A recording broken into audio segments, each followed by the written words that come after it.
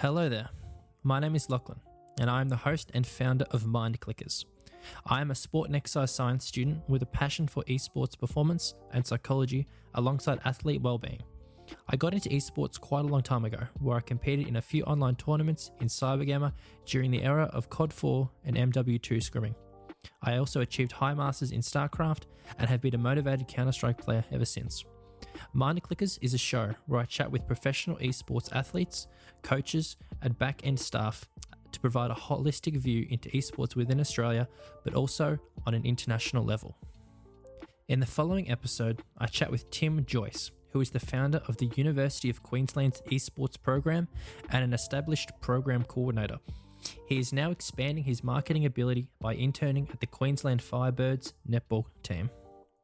Listen to Tim talk about the struggles he went through in establishing the esports program, but also his ability to stay focused during a stressful time to ensure the program was effective and efficient in providing an outlet for students passionate about esports within Australia. Thank you very much, and I hope you enjoy.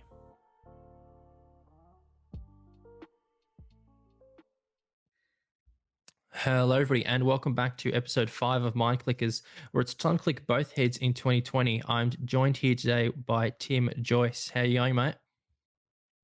Hey, mate. Yep, very good over here in sunny Queensland. Just doing my assignments this weekend, but thought I'd jump onto your podcast. I'm loving the content from you thus far. So yeah, really keen to expand for your audience on the topics of esports and universities and high schools. Brilliant. Thanks a lot, mate. I really appreciate taking the time. I know it's Sunday. A lot of people like to just kick back and relax, but yeah, I'm excited to dig deep into some content. I guess we'll just start it off with a little bit of a background about yourself. Yeah, absolutely. So I'm a bit of an older, I guess, university student now. I started uni in 2015 in economics and education, and over the years, I got really involved in university student life.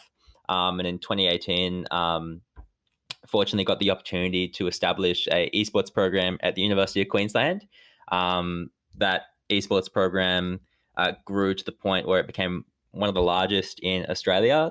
We had 30 computers on campus, a huge national program where students would compete against other universities.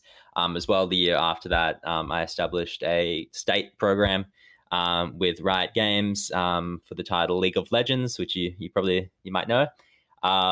And yeah, so after building all that up, I decided that, hey, I didn't want to do economics and education. I really want to get into marketing and brand management and sponsorship and all those awesome things. So I've now taken a break from esports to pursue my degree, which I finish next year. So I'm super excited about that.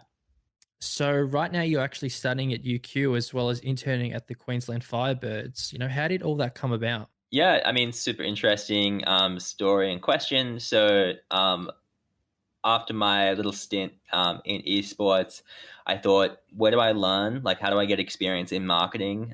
There aren't established programs in esports that I felt comfortable to go and intern and learn from, because right now they're sort of bootstrapped in the sense that there's people in those roles doing multiple jobs. I really wanted to learn from well-established programs and professionals in the sporting industry. And so I sort of leveraged my LinkedIn network a little bit. So when I was building up all the esports stuff, I was taking photos, I was posting, I was active and connecting with people on there, essentially to try and find more partners for our program, because we were looking for sponsors and whatnot. But funnily enough, I connected with someone who actually does like sort of sport development, high performance development at Queensland Firebirds and Brisbane Broncos. Yeah, and so I have this open door policy where I just take meetings with whoever, really. If anyone asks for a meeting or wants to learn, right, I just say yes, because you never know what it could lead to.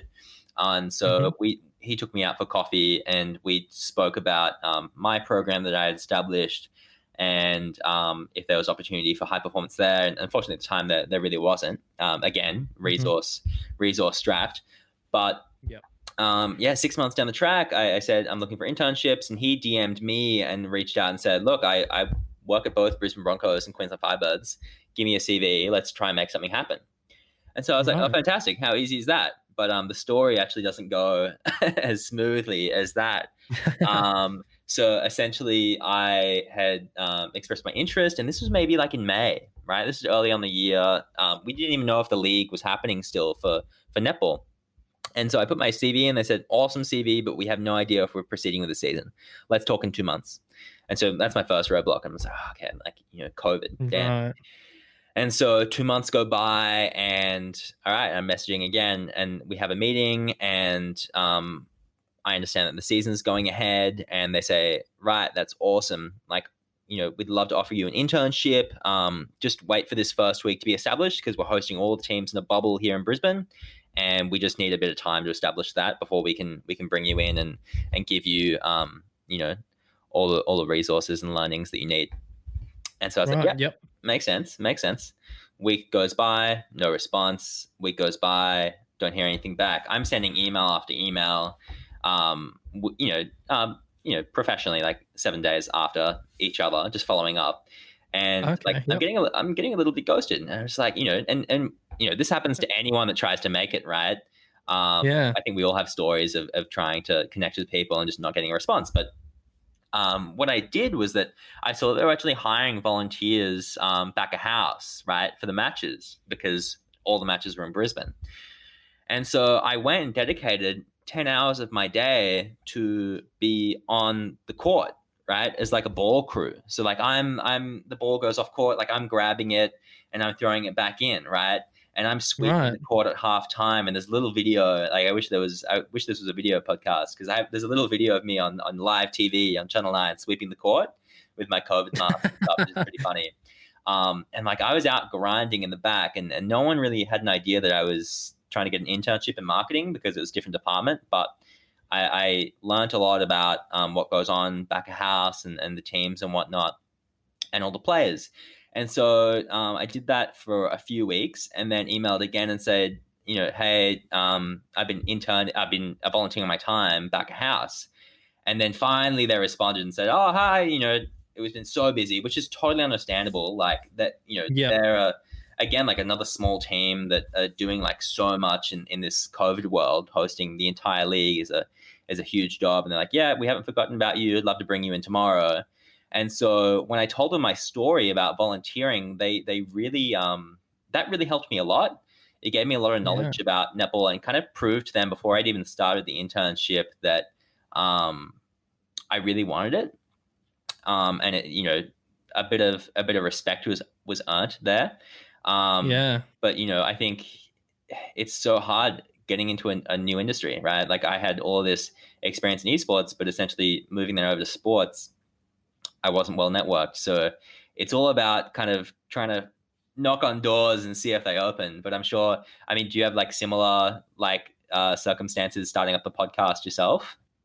Yeah, I mean, I can really relate to that on a personal level because I guess I had an epiphany that I really wanted to start on a podcast, but I just didn't know how to go about it. And I guess it really correlated to my study design and study choices at the time. It was either to go down an honors route or to go into more of rehab counseling and focus on athlete well-being. And I knew that I wanted to start a podcast to talk with athletes, talk with people like yourself, talk with other people in management to get an insight into esports and also to get an insight into the athletes' psychological and, performance understanding and feeling for whatever game they play professionally. And, at the time, it was just a matter of, okay, I got to choose a podcast host and do all that kind of stuff. But how am I going to get episode one running? How am I going to, talk with someone? How am I going to reach out to people? Because at the time, I really wasn't established with many people on LinkedIn in esports. So I started, try and connect with people and, try and send them a message. Hey, trying to start a podcast, trying to, talk to people about the psychological and performance demands. I reached out on my Instagram page. I reached out on Twitter, but I really didn't get a response. I think I sent over 100 messages to, I think like, 60 or 70 different athletes, 30 teams or something all around the world, mind you. Wow. But then when I really started to focus on Oceania as a whole, that's where I thought, well, I can really divert this podcast for Australian listeners. And that's where I got in contact with the Direwolves. I got in contact with Toby, and he really gave me that opportunity to, I guess, make episode one. And from there on, it kind of just like boomeranged. Like I created episode one. I got a message from another person. Hey, I was previously doing karate, so that was episode two with Julian. And he's an Cool. esports player now. He's a grandmaster in StarCraft. So Yeah. I guess it's kind of, as you said previously, having that persistence to keep Mhm. going until it eventually happens.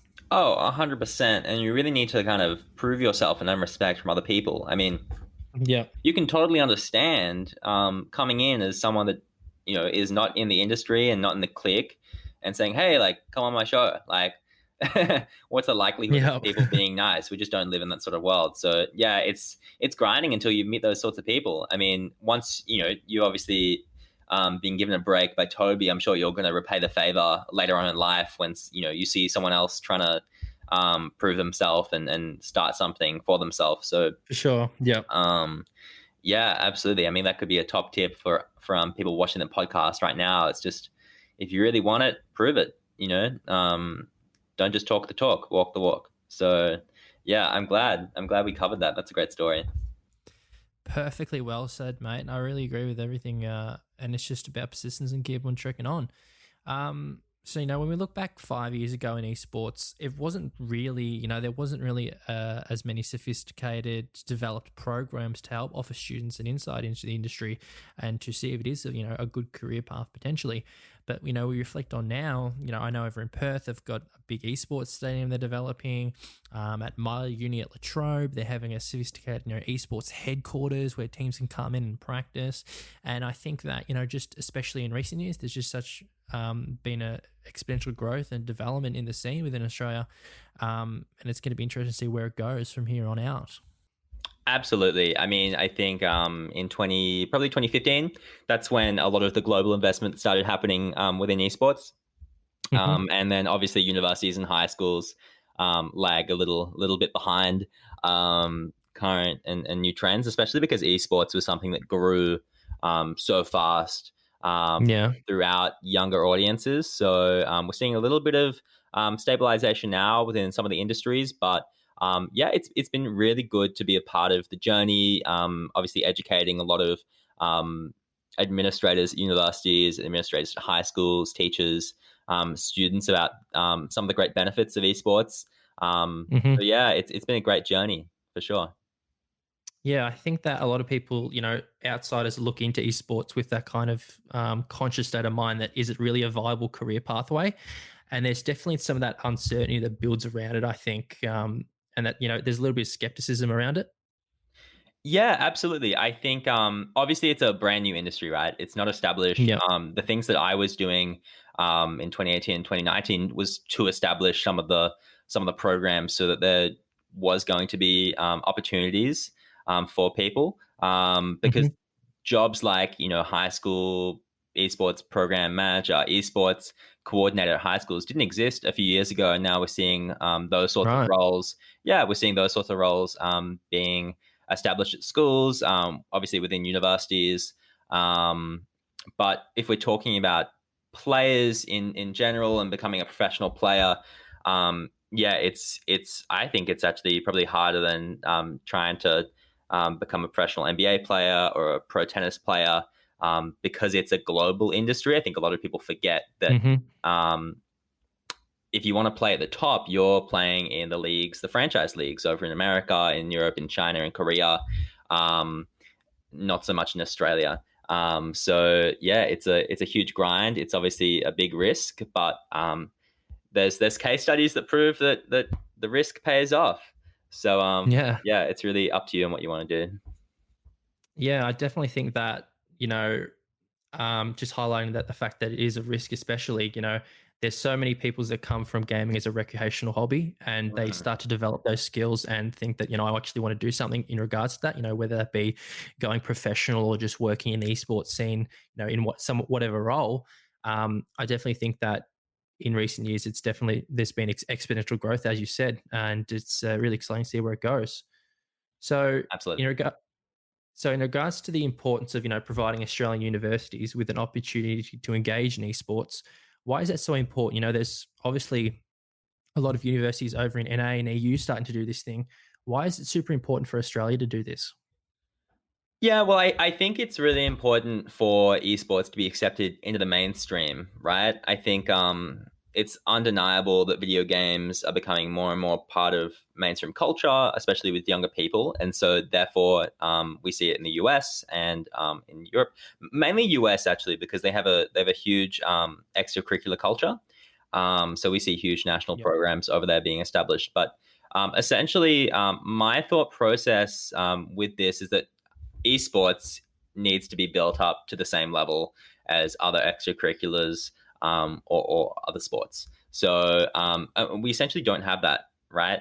So essentially, what happened a few years ago for people who aren't too familiar with the esports professional scene is that the people that own these video games came and developed professional programs. They didn't Hmm. develop any grassroots programs. Those were sort of left up to amateur organizations. The thought process for this is that if we want esports to be accepted into the mainstream, we need to build it up at the same level as other sports. You know, we need national, state, and regional competitions. We need universities with training facilities. We need universities to incentivize excellence through scholarships. And other awards. We need live events. We need university departments to take ownership rather than having student clubs run it.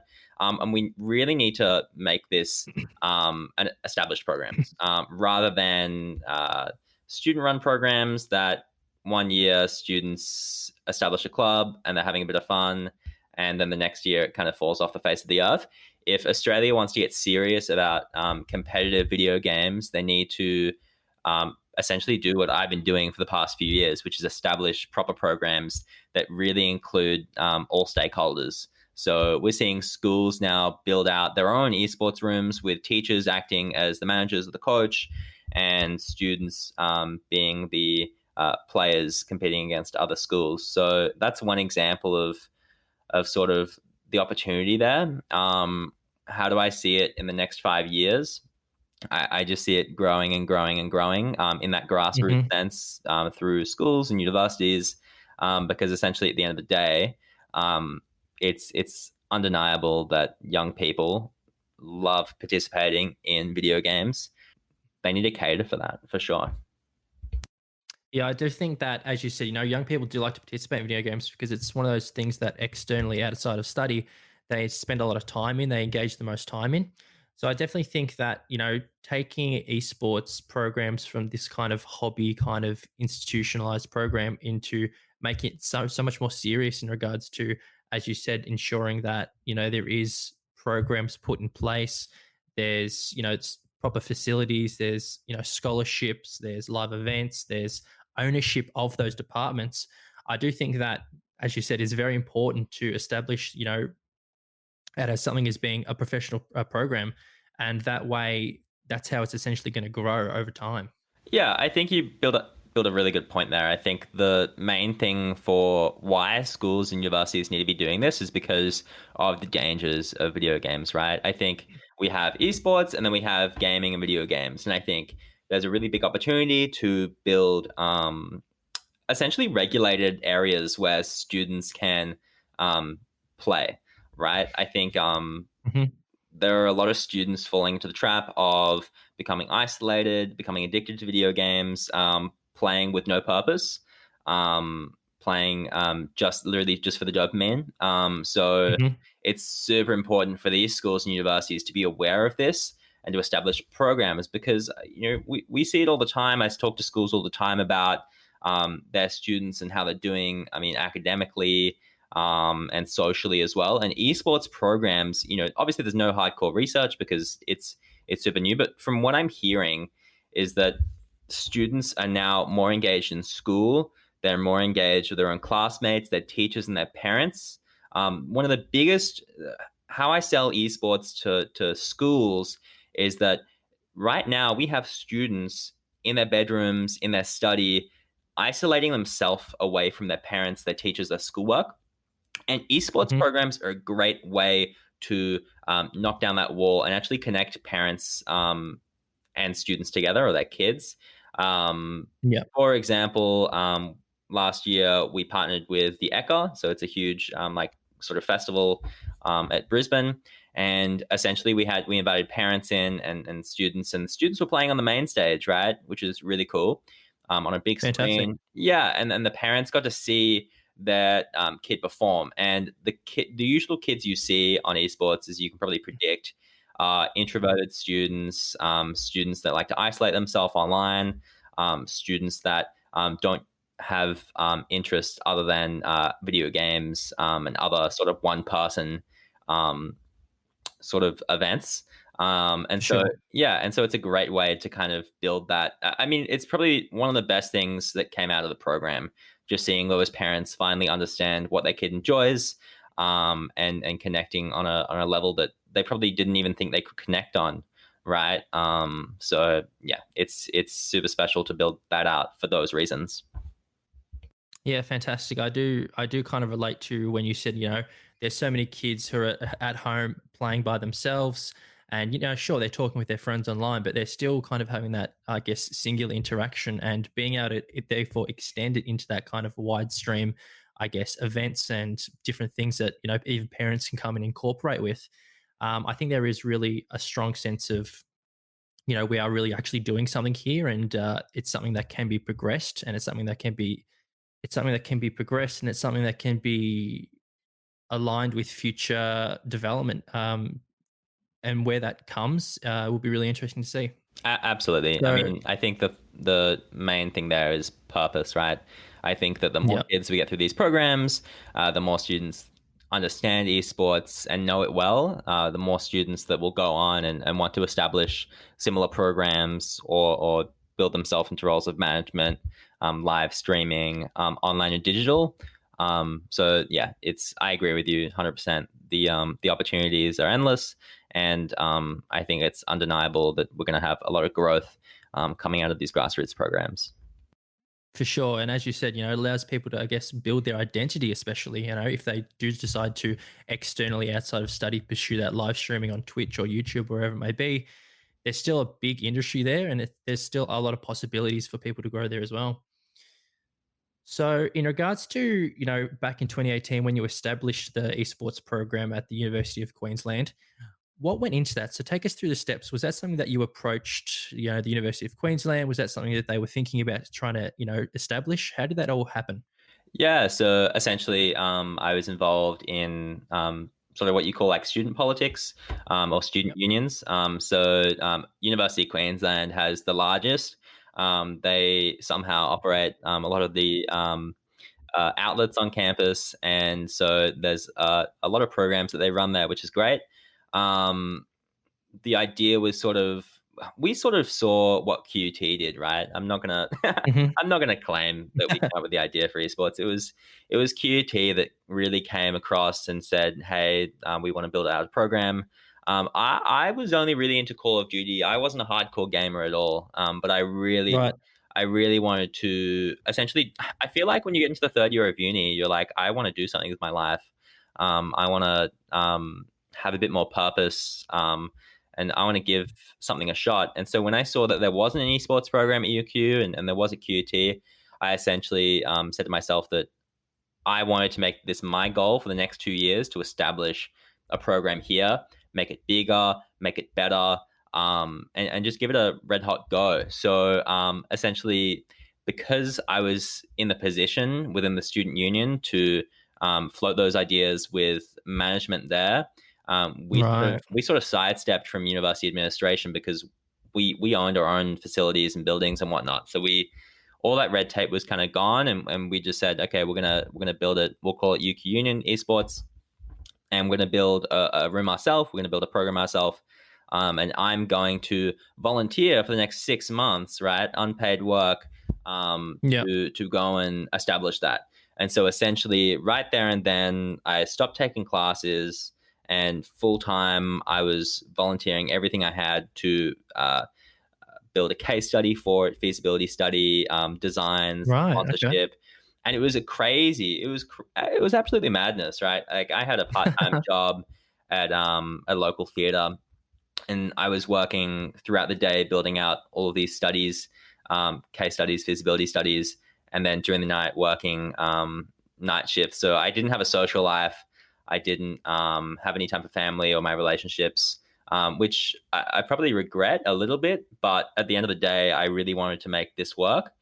Hmm. I remember my family called me and said, "Hey, we're going to go overseas." And I was like, "No, this is not the time. We never go overseas ever." And for some reason, my parents wanted to go overseas. So we went overseas. And the whole time I was there, I was taking phone calls. I was in the UK, different time zones. I was All taking right. phone Yep. calls. I was taking emails. I was signing people up single-handedly through my email for the program. We launched the program as soon as I got back in Australia with the PCs there, with the room built, ready for, you guys have market day, right? You guys have like those Yeah, stores like and whatnot. open day kind of. Yeah. Yeah, Yep. for students. So we, as soon as I landed, went straight into that, and we had over 300 students that were interested and paid cash to participate in the program across multiple different games. So was it an Wow. Right. absolute grind? Absolutely. But did it pay off? Absolutely. So we talk about risk, right? I could have been told no. I could have come into issues with the university. I sort of worked really hard to make sure that it could be established in the few months that we were doing it, and I didn't want to take a pay at all. I didn't ask for anything. I was just like, I'm just going to build this. And so it was built, and we had 10 computers, and we had a fantastic launch, and yeah, it was crazy time, man. Like I yeah, I was what, 21, had crazy dreams. Now it's very different. I'm thinking about actually getting a job and finishing my degree and things like that. But yeah, when you see an opportunity, you really just got to take it with two hands and just go with it, So that's the story. Fantastic. Yeah. Fantastic. I really think that's really motivational, especially for some of our listeners who might be, thinking about starting their own little program, starting to get engaged with some smaller community events, starting to host some online tournaments, whatever it may be. There's always an opportunity, and as you said, you have to grab it with two hands and really go for it. So I really congratulate on that, mate. That's something really special I think you've made. Oh, cheers, man. Yeah, it's it was hard work. It was a lot of hard work. Yeah. It's great to tell that story. And I think, you have now, coming out of that, you have so much experience and you understand what goes into, I guess, establishing an esports program. And I guess, all those skills and abilities that you learnt can definitely help you with what you pursue next as well. Oh, absolutely. And you know what? I think at the time, a lot of people were telling me it wasn't going to work. They were telling Yeah. me you need to be studying, you need to be doing part time at least. And I was like, no, I just need to focus all my time to this. And I think people talk about finding something that you love to do and not caring what you get paid. For the first 6 months, I was literally paid no money. And then when I was running the program full time, it was like one of the lowest salaries you could possibly give someone, right? And I didn't care. Yeah. Like I just didn't care at all. Yeah.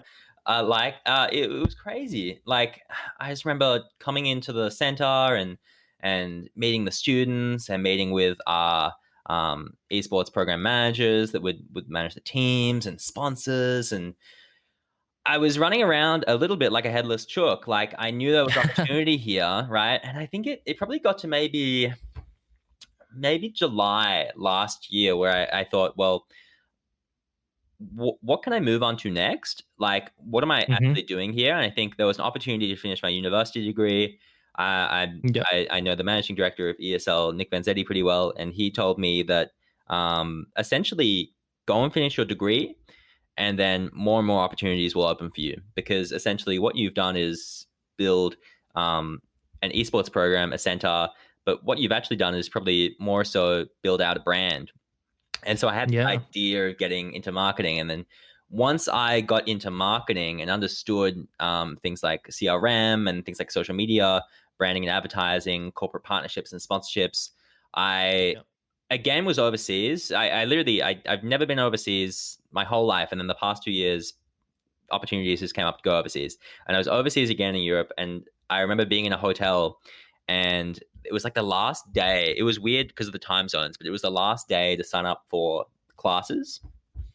Mhm. And it literally came down to like the last 10 minutes where I could sign up for a marketing degree, transfer all my credits over.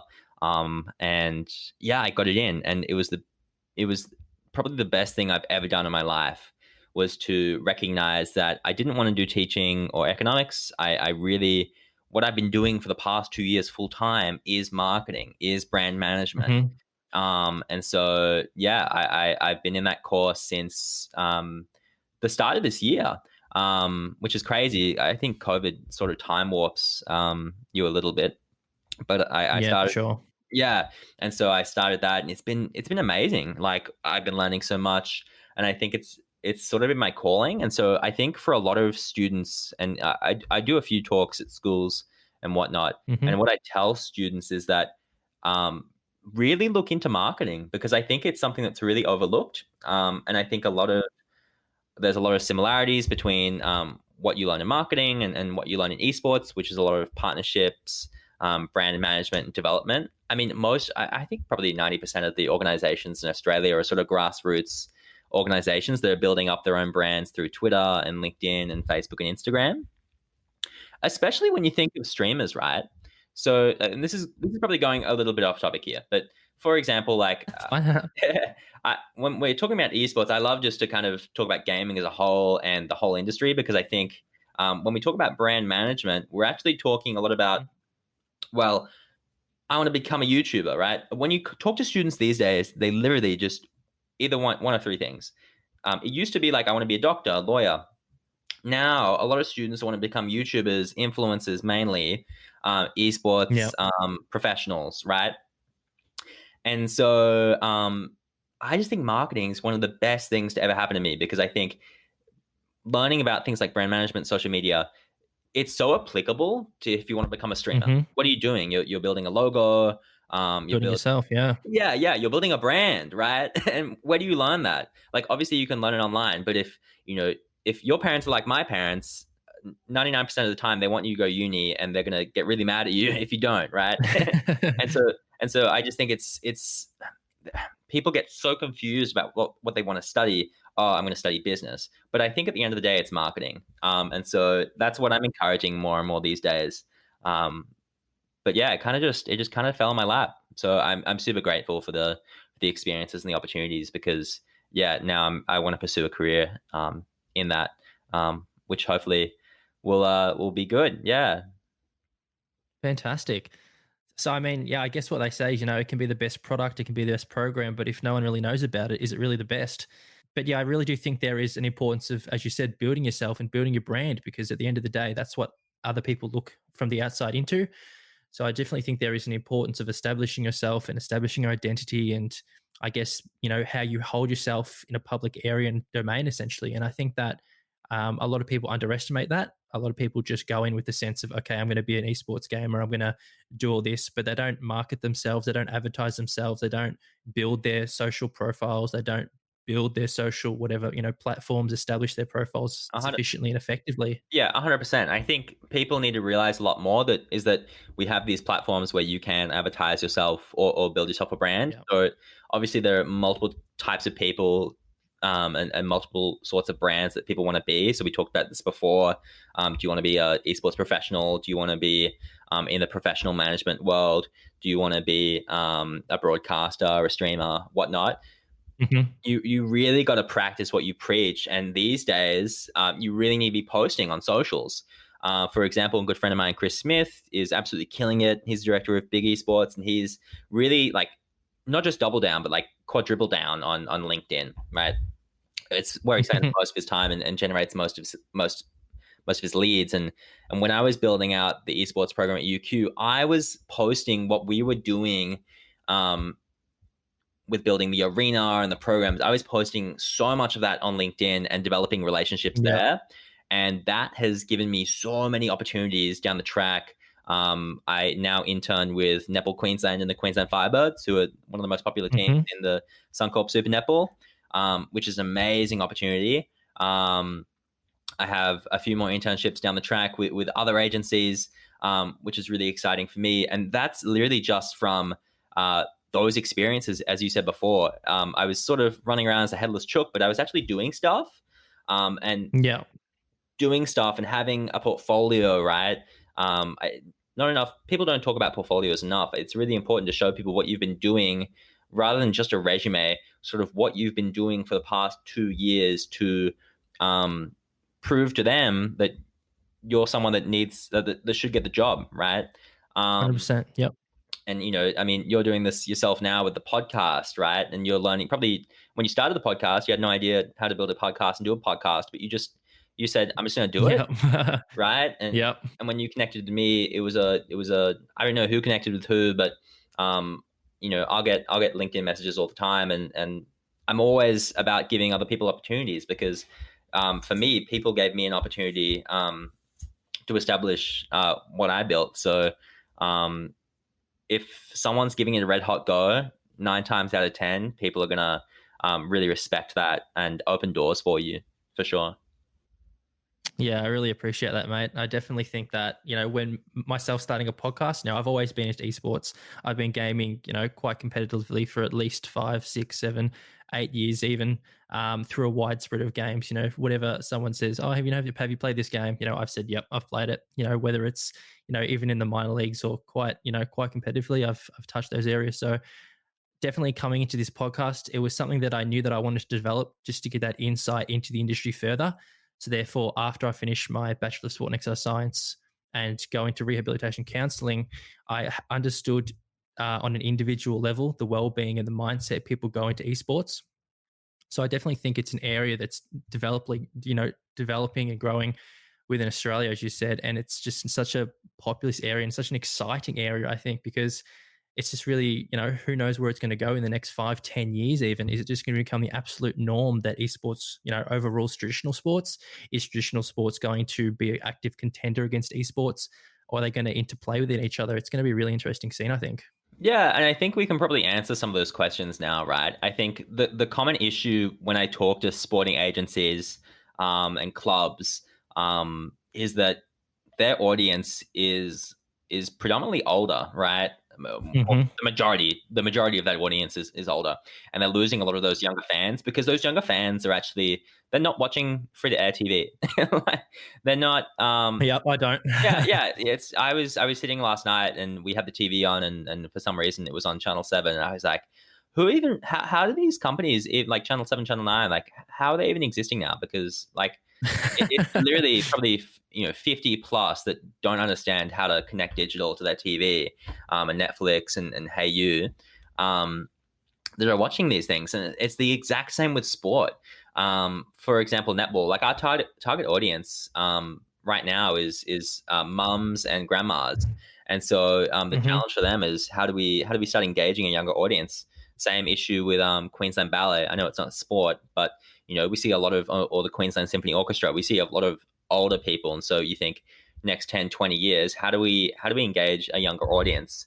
And I think at the end of the day, it really comes down to digital, right? I think an esport is a great way to, it's intuitively like the best platform for a younger audience. And so that's why we see a lot of these brands start to advertise themselves more, because if you're advertising like say Red Bull or gaming keyboards or mices or cars, then your target audience is literally right there. It's majority of them guys, and it's a majority of them gamers and young gamers that have that disposable income. So do I think sport will exist? Oh, obviously sport will exist, but do I think esports will ever catch up to sport in Australia? Probably not. I think that as Australians, we're really proud of our sporting culture.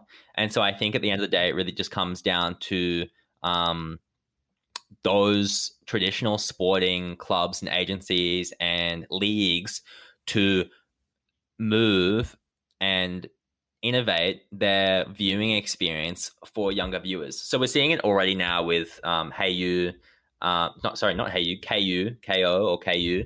We're seeing it on digitals. We're seeing a lot more social media, a lot more Twitter.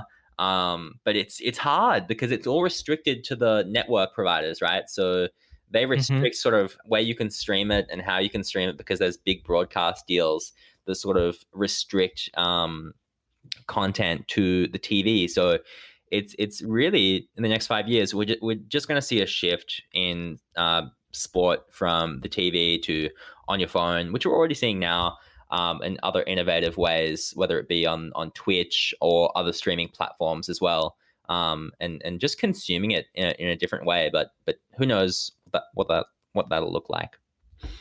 Yeah, who knows what the future will encompass. I definitely think it's going to be super exciting, as we said. In regards to, I guess, this would be interesting from your marketing perspective and from developing the program. So, when you were establishing that program and going into it and starting to draw everything up, how did you know that there was going to be a demand for it? Was that just, going out to high schools, for example, doing some talks? Was that advertising online? Was that advertising through social media? How was everything kind of established in order to understand that, yes, there will be a demand? That is a great question. So I think for university programs, I think we did do a lot of research on what was already on campus. So what we'll find on Okay. campuses that don't have a esports program is that they'll actually have like a pretty well established video game club, and that's essentially what we had on campus. And so the idea of it was, we'll build this room and this esports arena, or whatever you want to call it, esports program, so that these students can have a place on campus to belong. Because before, they were logging in their consoles and PCs onto campus, and they were actually doing their events off campus over in internet cafes. So we knew right there Right. and then, when we did the interviews and we did the surveys and whatnot, that there was demand for it, because they were doing it already. They were just doing it off campus. And so that's how a lot of the funding was funneled through to the esports program, because a big KPI for the universities is, how do we keep students on campus? It's a huge problem for universities right now that students can just do their program online. I mean, with COVID, it's you have to do it online, but in Yeah. before COVID, it was a huge issue where students wouldn't come in. And so that's how we built the room, and sort of had the justification there. But I think with high schools, there was already established programs in the area. They just weren't done well. And essentially the idea was, it was a bit of a shot in the dark, to be honest. We just kind of claimed that it sounds stupid now, but we sort of just claimed that a lot of students in high school play video games, because Yeah. there was data online that people aged here to here play this many video games.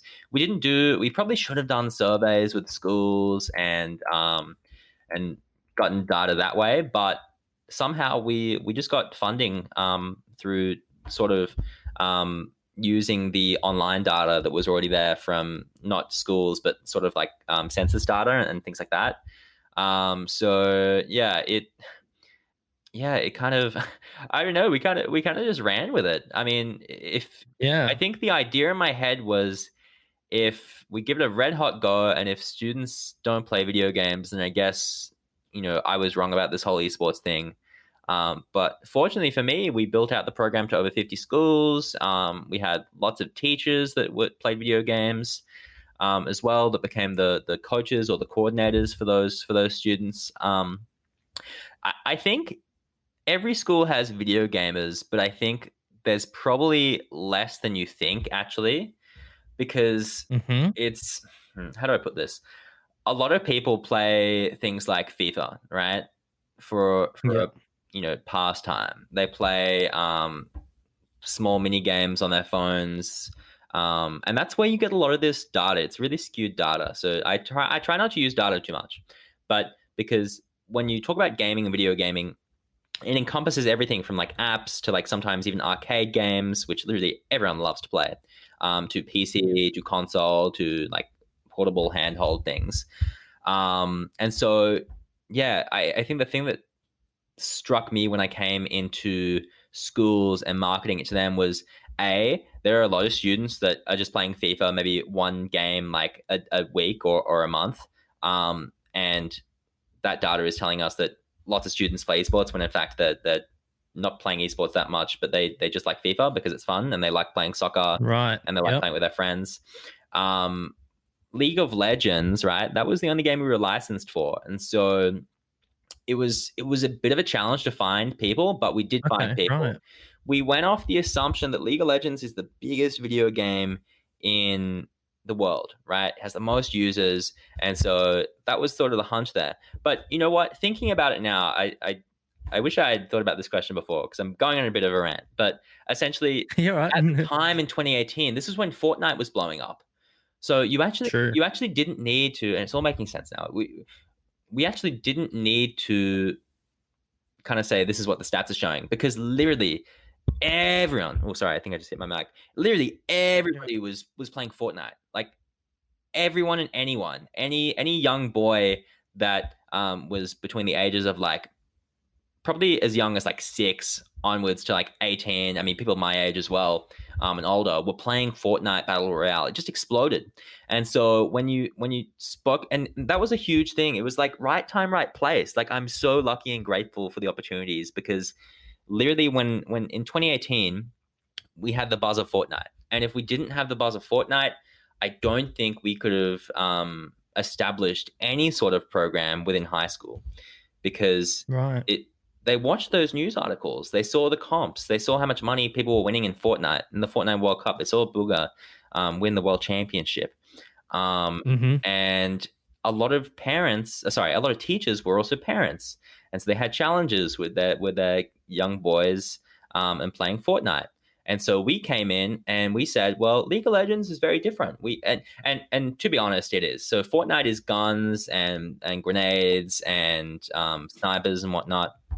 Mm-hmm. League of Legends, we marketed it as like a magical or mythical game where you're casting spells and you're being strategic in the lanes, and you're working as a team to destroy the other team's base, right? Which resonated really well because we sort of said, well, we can take your kid off Fortnite and put them into this thing, and schools loved that. Schools loved, and to be honest, you got to give a lot of credit to League of Legends and Riot Studios. There's a guy called Ivan who developed the Learn with League program, which essentially uh, it's a whole big sort of booklet. I'm not sure if it's still online, but it's a big booklet of sort of the values with esports, like teamwork and communication and leadership and whatnot, and how you can Okay. integrate that Yep. into the game. Yeah.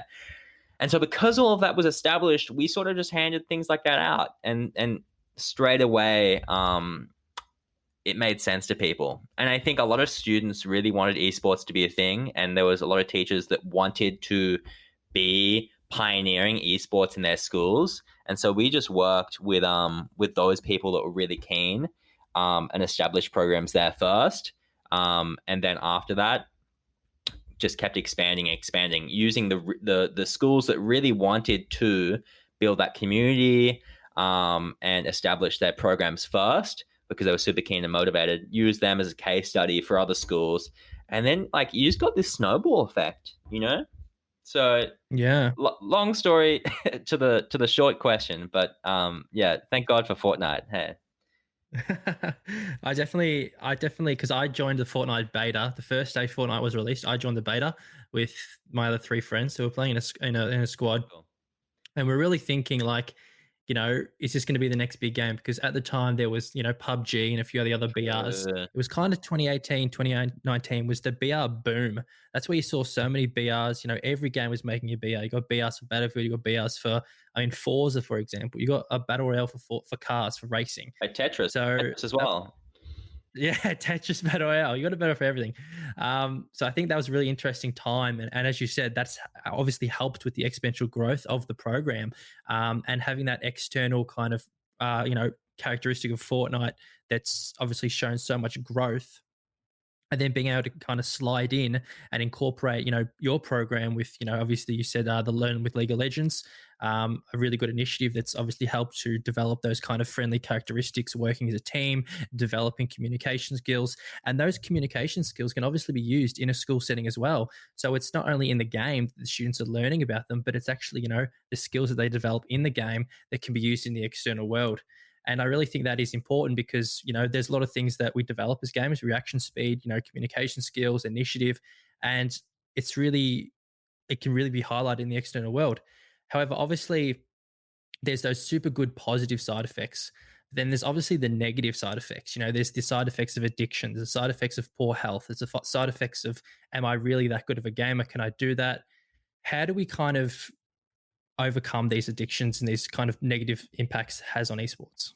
Yeah, absolutely. And I think, one of the things that I learned over the 2 years that I was getting into esports was there is a lot of hype and there is a lot of talk about the positives, and people just straight up just ignore all of the negatives. And I think part of the program for the high school program was to, as I said before, move these kids from their bedroom to their study, isolating themselves, out into a team, into a facility at school, getting them to talk to their parents more about what esports is and what video games is, and to enter a regulated environment where they can play video games, right?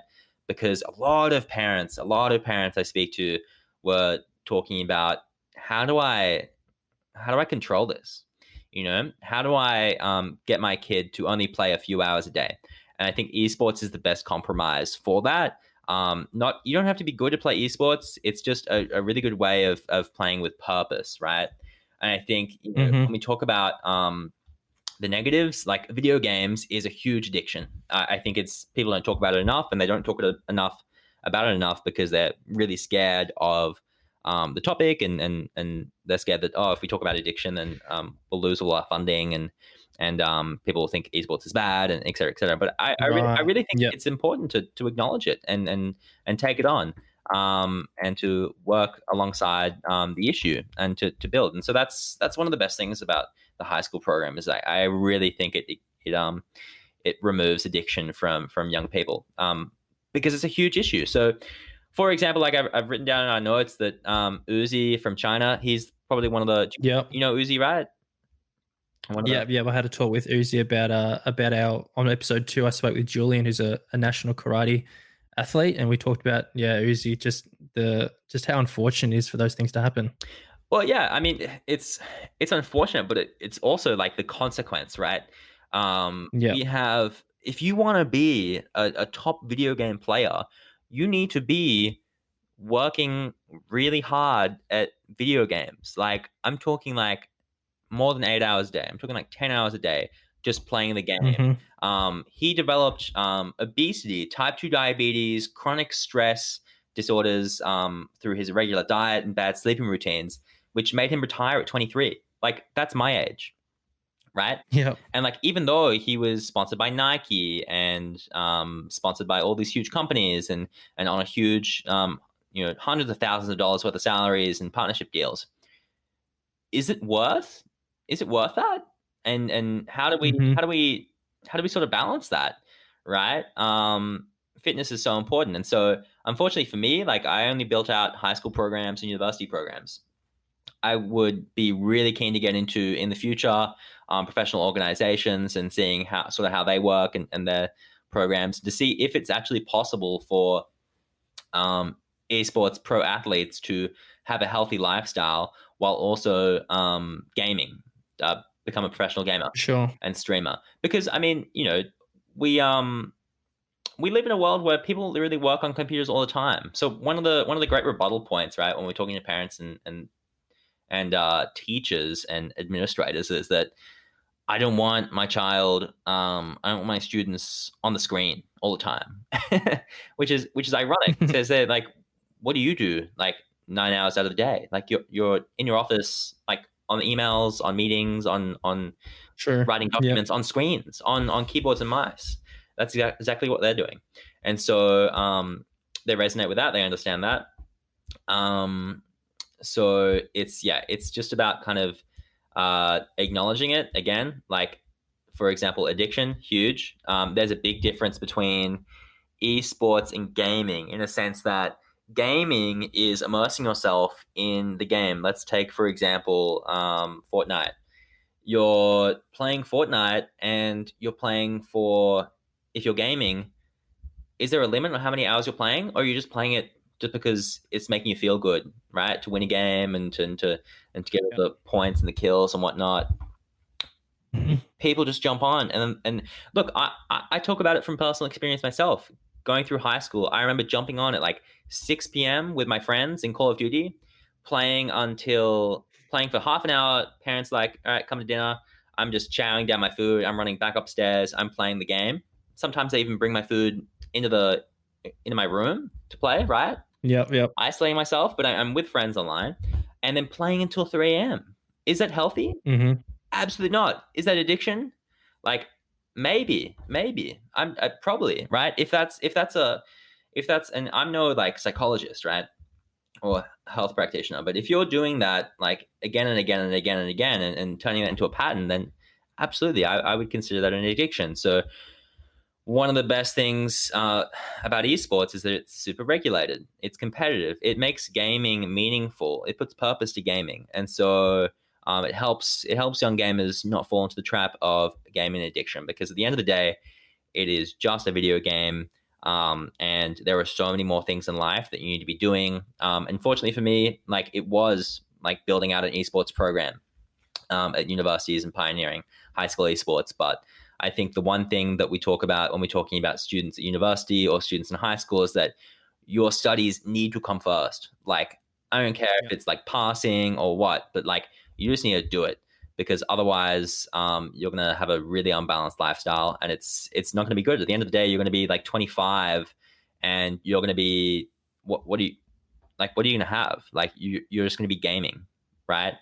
And Mm-hmm. at least if you were playing esports, you were part of a team, you met people, you networked, you went to events, you were winning or placing, and you were balanced and you had that regulation. And so, if parents are listening to this podcast, or students that feel like they're getting to that pattern of addiction with gaming, I would say go find an established esports program and get involved, because I think it good programs, right? The one I built at UQ really do help you regulate that balance. So yeah, I mean, do you have any thoughts on like addiction and health and things like that from things that you've learned over the years? Yeah, for sure. I definitely really like that insight, especially in regards to regulated versus unregulated. There's regulation, and I think regulation is important, especially within Australia, in establishing these programs and having, I say, for example, if we go to uni or if we go to high school and we have these external hours that we game. But I think the problems that may persist is, well, you know, I only get better up to a certain amount. And in order to go from stage, I guess, A to B, it takes, 5 hours of studying, it takes 5 hours of playing. But how can I progress beyond that? And I think that's where, when we see these constant wins, we win. But then, we might start to lose a bit. And that's where we start to have those self doubts. Are we really good enough? Can we really perform at this high level?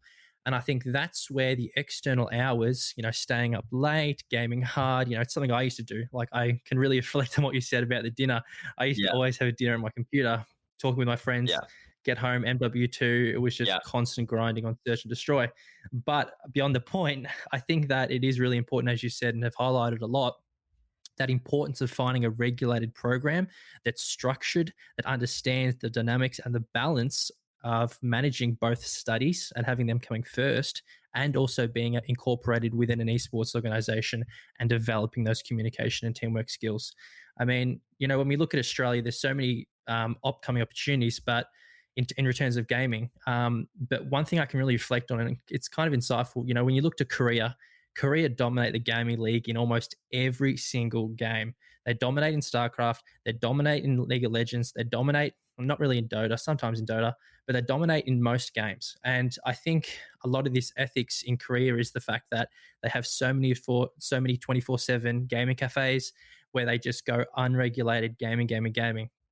And they do get to yeah. that point where, like Uzi got to, you know, Uzi actually went to the doctors, and the doctor gave him analysis that he had the joints, the wrist joints of a 40 to 50-year-old, Yeah. only being 23. That's a major problem, and I think that that dispute of unregulated versus regulated really is, there's so much importance around it. And look, I'll add on that as well. I think coming back to like high school esports, and why it's so important to establish that is when you think about traditional sports and soccer, right? Like, did you play like sports when you were in high school at all, or you just gaming? Um, Not really. I was pretty gaming. That's okay. That's okay. I didn't really. But I also I did taekwondo outside though, like a Okay. couple of hours a week. I did taekwondo. And when did you start taekwondo? Quite young. Yeah. Like probably 10 years old or something. And so, like, I feel like it's those established programs are great. So when we talk about taekwondo and you're 10 years old, there's a regulated program there with trainers, and you kind of get an understanding of where you are in the sort of level of ability, right? And I'm sure there would have been people in your group. I'm assuming that you're not a professional taekwondo player now or athlete now, but No, not anymore. yeah. But I'm sure, like at one point, you were probably building yourself up to the point where you and your parents had to make a decision: am I actually like unreal at this activity, and should I pursue this professionally, right? And I don't know whatever age you got to where you probably said, well, there's so many people like miles better than me, and I just want this to be a sort of side thing.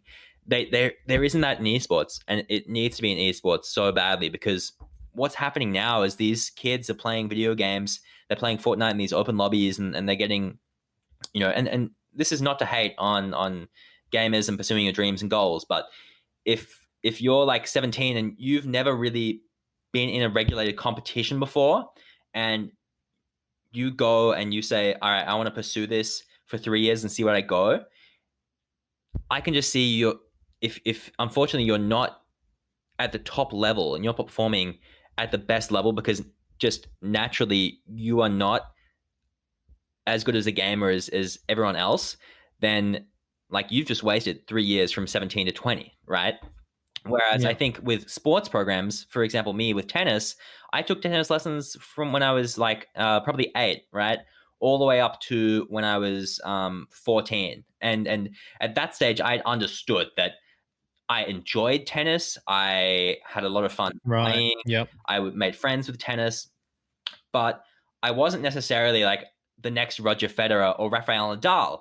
So this is why, and this is where I'm getting here, right? It's so important to have these high school programs in particular, or even club-based programs at that level or age, so we can identify the rising stars, right? And this is where we have a huge issue, because if Australia wants to move forward with becoming some of the best, then we need to have these programs. There are probably people out that have gamed casually that have no interest in pursuing an esports career, but they might be some of the best Australian esports athletes out there, right?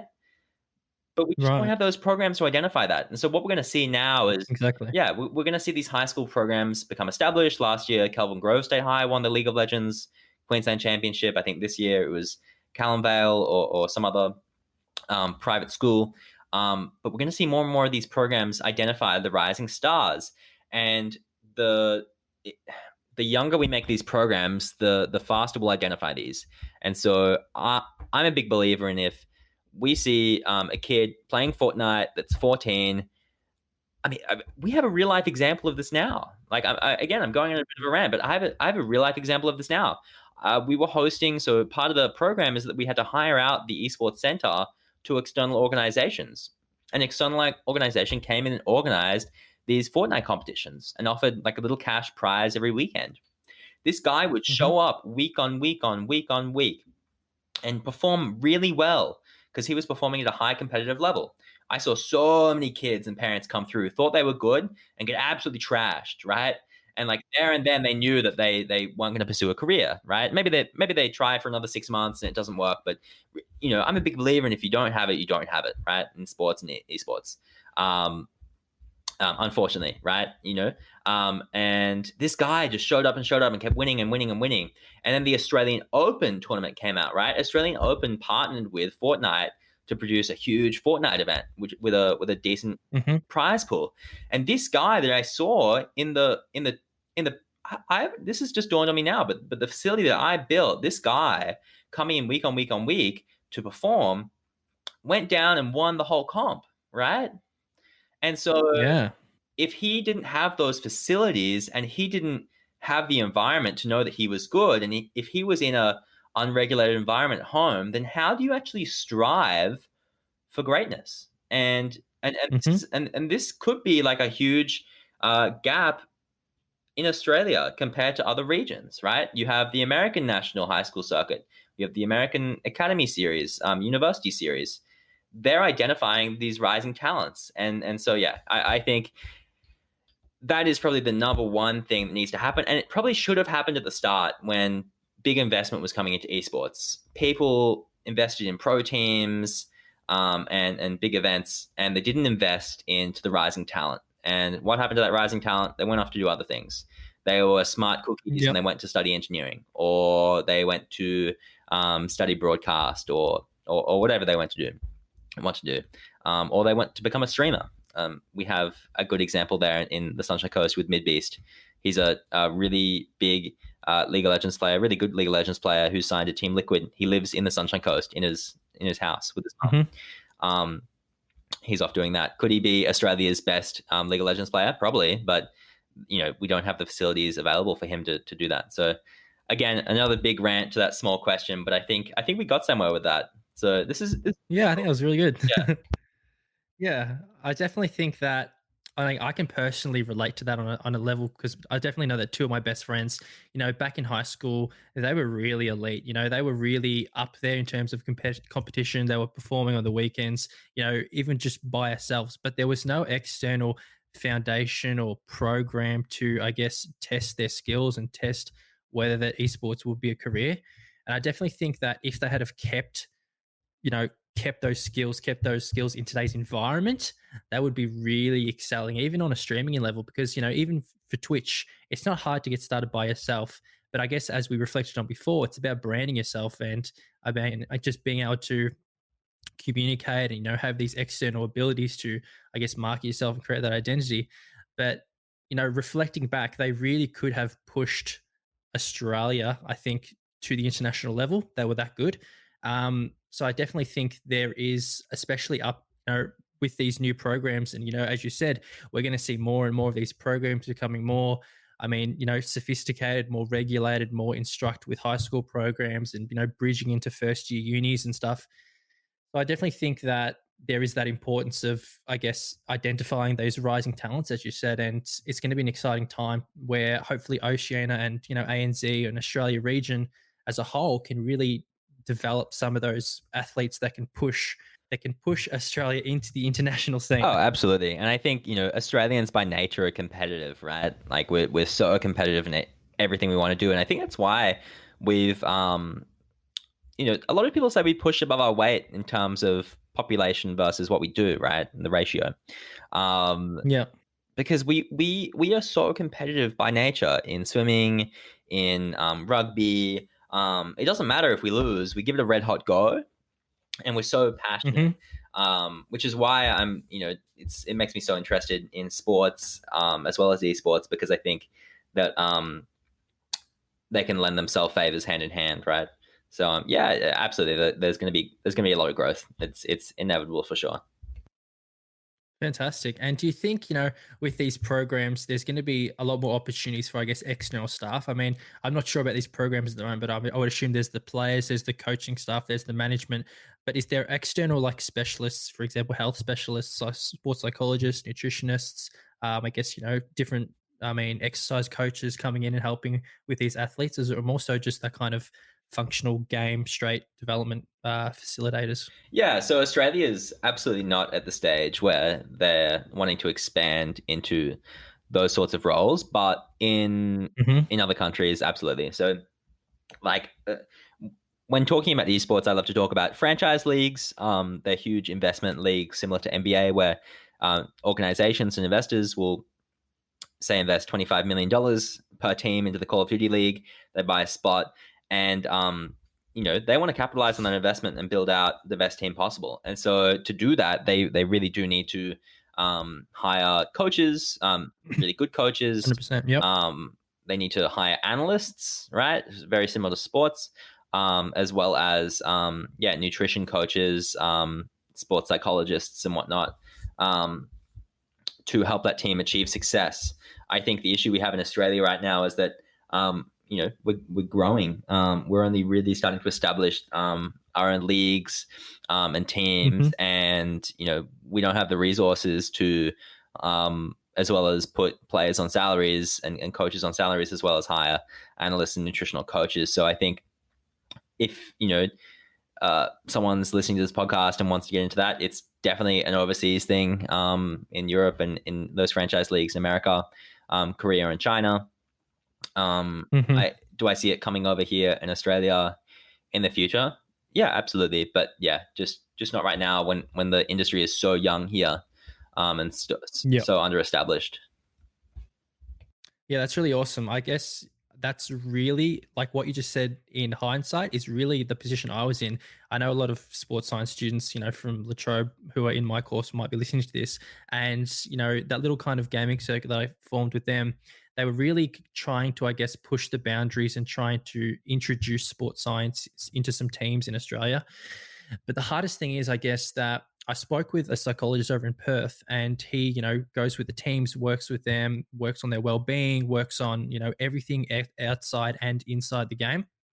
And he told me that a lot of, especially in Australia, a lot of the coaches and teams at this moment, as you said, they're just beginning out. They're just kind of establishing those resources and where they can kind of spread those resources within the domain of the team.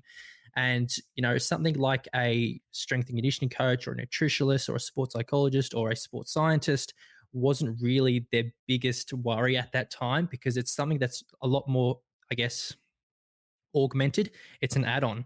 So it's something that's helped to, I guess, as you said, over in NA, in EU, in Korea, in China, it's something those big established teams who have those resources and who want to, squeeze out those extra small percentages, that's what they do. But in terms of Australia, it's not that developed at the moment. So I think that's why I went with more of a rehabilitation counseling way to try and, understand the athlete's well-being. Yeah, for sure. And we talk about esports as a global sport, right? It's not the NRL, it's not the AFL. When you're an esports team, you can participate in, any country in any league because the game is universal, Exactly. right? Yep. Which is one of the, most positive things about esports. Mm-hmm.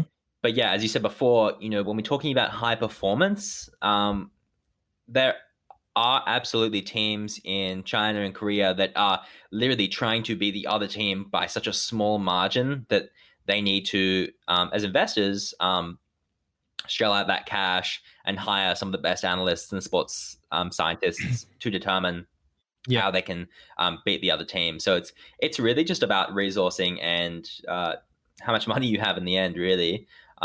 Because some of those competitions produce like really big prize pools, and then those teams will take a split of that.